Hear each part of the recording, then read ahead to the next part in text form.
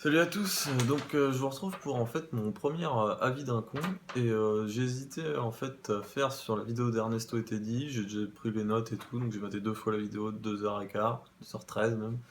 Ça va prendre un peu de temps mais bon c'est pas grave, je pense que je la ferai jamais parce que là c'est encore une vidéo de Teddy, celle qui est sortie ce matin enfin ce matin pour moi, sur la sociologie d'un gamer, le livre. Enfin c'est plus l'interview radio euh, du, de l'auteur de Sociologie d'un gamer. Et en fait, je vais répondre déjà à cette vidéo. Donc, c'est-à-dire, je vais répondre parfois d'un côté à Adrien, donc l'auteur, et aussi à Teddy, pour soit aller dans leur sens ou pas. J'ai trié un peu les points qui me semblaient le plus importants enfin, qui me touchaient en fait personnellement, où j'ai l'impression que je pouvais dire plus ou différent, enfin voilà. Donc ça vous intéressera peut-être. Donc au début, voilà, il parle de la pauvreté culturelle du monde. Et que du coup, chez les ados, ils se retrouvent enfin, dans un vide, quelque part. Vide de culture. Ils trouvent rien que les jeux vidéo. Ok, si tu veux, quand t'es ado, je veux bien, à l'école, on te met pas tant dans l'art que ça, mais si tu la cherches un petit peu, il y en a partout de l'art. Enfin, on est dans un monde aujourd'hui, tu peux accéder pratiquement à tout sur internet, tu peux visiter des musées en 3D, tu peux accéder à de la lecture, tu peux accéder donc par exemple au cinéma, le 7e art, tu peux. Enfin voilà, l'art ne manque pas. Enfin, tu peux pas dire ça aujourd'hui. Il y a 200 ans, le mec avait beaucoup moins d'art que toi. Enfin, c'est clair et net. Et oui, j'ai des notes. Et comment? Et en fait, j'ai trouvé que, en plus déjà, le jeu vidéo, enfin, il le prend genre, oui, j'étais un vide culturel, du coup, je suis tombé sur le jeu vidéo. Ok. Mais les jeux vidéo, de toute façon, c'est un art. Enfin, c'est l'art naissant. Bah, si le cinéma était le 7e, ça sera le 8e, logiquement. Enfin, je sais pas s'il y en a eu d'autres, j'avoue que j'ai pas compté. Pour le 21e siècle, c'est apparu un petit peu avant, mais enfin, clairement, c'est l'art du 21e siècle. Là, je pense que ça fait quoi? Ça fait 20, 30 ans, enfin, beaucoup plus si on remonte à Pong, mais vraiment qu'il y a des jeux. Ouais, c'était les années 90, donc ça fait un peu plus de 20 ans.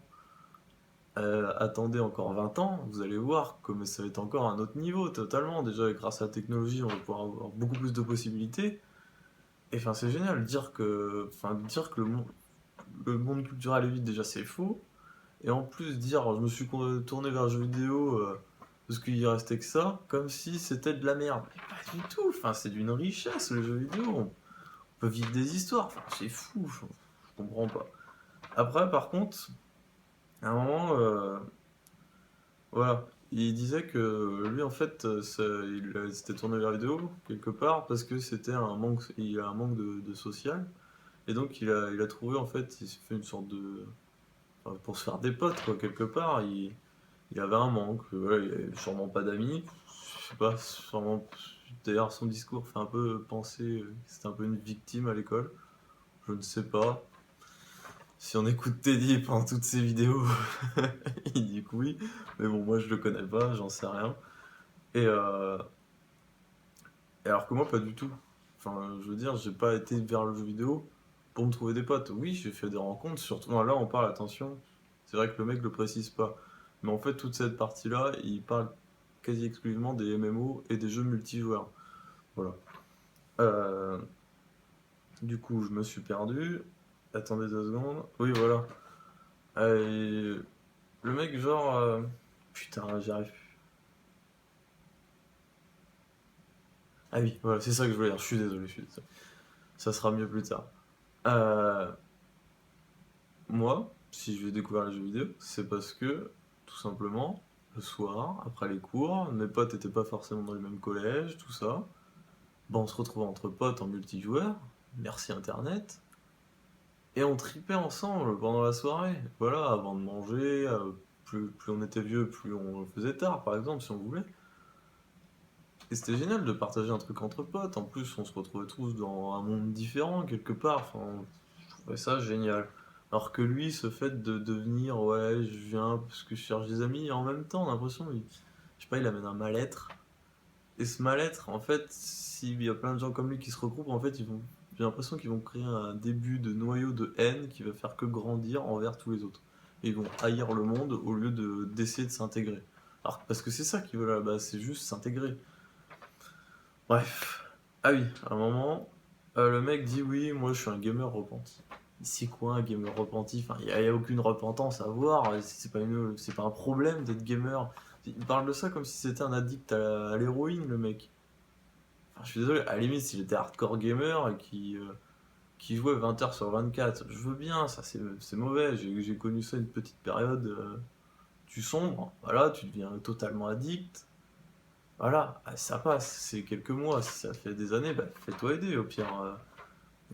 À la limite, je veux bien la repentance sur ce sujet, mais sinon, un gamer classique, le gamin qui joue à Mario ou à Pokémon, il va pas se repentir pour ça, c'est génial, il découvre plein de choses, d'autres univers. Il y a... Je comprends pas pourquoi il veut se repentir. Après, oui, voilà, il parle de la fuite du réel, de la peur des femmes, tout ça. J'ai pas grand chose à dire de plus là-dessus que t'es dit, mais par contre, en fait, je voulais juste rajouter un truc, c'est qu'en fait, les jeux vidéo, enfin, ça crée énormément de rencontres. Je parle rencontres, enfin, homme-femme, enfin, ça fait homophobe, mais je veux dire de deux couples, voilà. Enfin, moi, j'en ai vu plein, mais je parle. Et à un moment, il y avait une stat, je crois, qui était sortie. Enfin, je parle de World of Warcraft, là, pour le coup, mais ça doit marcher sur les autres aussi. Ils avaient sorti une stat comme quoi il y avait presque plus de couples qui s'étaient créés et qui duraient grâce à WoW depuis, enfin, je sais plus si c'était depuis le début ou une certaine année, que sur, je crois que c'était Mythic qu'ils avaient pris en référence, parce que Mythic, ok, il y a plein de gens qui se rencontrent, enfin, ça date déjà, hein, mais souvent c'est un peu que du cul, qu'on va dire, et du coup, ça dure pas. Bref, enfin, c'était juste pour rajouter ça. Ah oui, alors, soi-disant, l'univers virtuel, c'est pauvre. Ah non, faut arrêter avec ces conneries. C'est tout sauf pauvre, un univers virtuel. À quel moment c'est pauvre? Enfin, ça déborde de richesse, ça te vomit à la gueule de richesse des fois, certains jeux.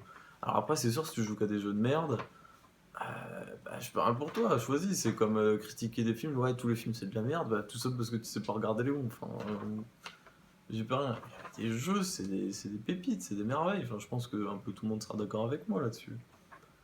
Après, comme on est dans les MMO, c'est discutable. Moi, j'adore les MMO, mais c'est parce que j'ai beaucoup joué aussi, peut-être. Après, oui, il parle à un moment tout ce qui est relation capitalisme, jeux vidéo et tout. Je pense pas que ça soit grave, en fait, que le capitalisme fasse du fric avec le jeu vidéo, parce que, en fait, sinon, on n'en aurait pas, quoi. Mais, enfin, peu importe, s'il pourrait y avoir autre chose que le capitalisme, il y aurait quand même des jeux vidéo, logiquement. Enfin, c'est pas grave de vouloir faire de l'argent là-dessus, faut... Enfin, il y a toujours des gens qui abusent en vendant un jeu de merde pour faire du fric ou les problèmes des DLC aujourd'hui, mais ça c'est un autre débat. Et je voulais juste rajouter que par exemple, voilà, le chiffre c'est pour 2016, c'est estimé à près de 100 milliards de chiffre d'affaires. Voilà, donc c'est sûr ça pèse un petit peu, c'est pas négligeable, forcément ils se dirigent là-dessus les mecs, enfin ils sont pas cons. Et oui, voilà, je voulais rajouter. C'est pas parce qu'il y a des grosses boîtes machin qui te pondent des jeux énormes, blablabla, des styles des GTA et tout qui prennent des années qui coûtent des millions. Regardez, des petits jeux indés, les mecs ils partent de rien, ils sont tout seuls chez eux et tout, ils sortent ça souvent sur Steam par exemple, et ils arrivent à, enfin, en fait, à faire véhiculer leur passion grâce à ça, et en vivre en fait, et c'est beau. Enfin, je peux vous prendre un exemple tout con que tout le monde doit connaître, et peut-être certains n'y pensent pas, Minecraft. Notch, c'est quoi? C'est un vieux gars, il a commencé à développer son truc dans son sous-sol, quoi. Enfin, j'exagère, mais c'est limite ça. Et aujourd'hui, enfin, il y a 2 ans, 1 an et demi, 2 ans, il l'a vendu plus de 2,4 milliards, quelque chose comme ça. Enfin, plus de 2 milliards, il a vendu le jeu à Microsoft. Voilà, il s'est mis 1,6 milliard dans la poche. Ouais, bah c'est sûr que pour 5 ans de travail sur un jeu où il est parti de rien, non, mais c'est de la merde le jeu vidéo pour faire de l'argent. Après, oui, c'est sûr, machin, vu qu'ils sont anticapitalistes et tout, moi aussi, des fois. Mais c'est une autre question, j'ai pas envie d'y aborder. Alors après, ah oui, ils disent oui, c'est un jeu d'équipe, tout ça, les MMO, du coup, on se sent indispensable, machin. Enfin, t'as joué dans quoi, dans quelle guilde, à quel niveau? J'ai joué à un niveau assez honnête, on va dire assez haut.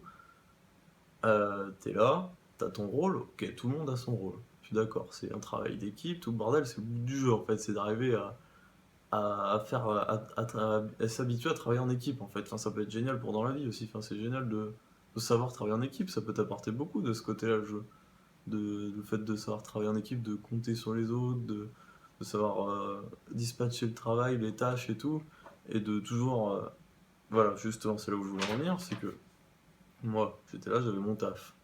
Si je le faisais mal, bah, il y avait un mec sur le banc de touche, il attendait que ça, on crevait, je me faisais jarter, et le mec il venait à ma place, et puis j'avais intérêt à assurer la soirée d'après. Voilà, et j'avais rien à redire, et c'était normal, puisque j'ai fait de la merde. Enfin, j'avais plusieurs chances, quoi, je veux dire, mais. Et du coup, il n'y a pas d'exclusivité, en fait, du genre, ah oui, sans moi ils peuvent pas vivre, gna gna gna, je deviens narcissique et tous ces conneries. Enfin, le mec, je sais pas avec qui il jouait avec des mecs chelous, enfin voilà. J'ai joué près de 12 ans en WoW, j'ai débarqué en. Enfin, non, un peu moins parce que j'ai fait des pauses en fait. Là, je joue presque plus, voire plus du tout. Mais bon, voilà. C'est la fin de la partie 1. Je vais cut. Enfin, je vais cut. Je vais couper, puis je vais lancer et faire la partie 2. J'espère que ça sera pas trop long et que c'est pas trop chiant. À un moment, j'ai un peu bugué. Je suis désolé, en fait, c'est super chaud. Je galère un petit peu, mais je vais m'améliorer. Ça se trouve, pour la quatrième partie, je serai bon. Voilà, à tout.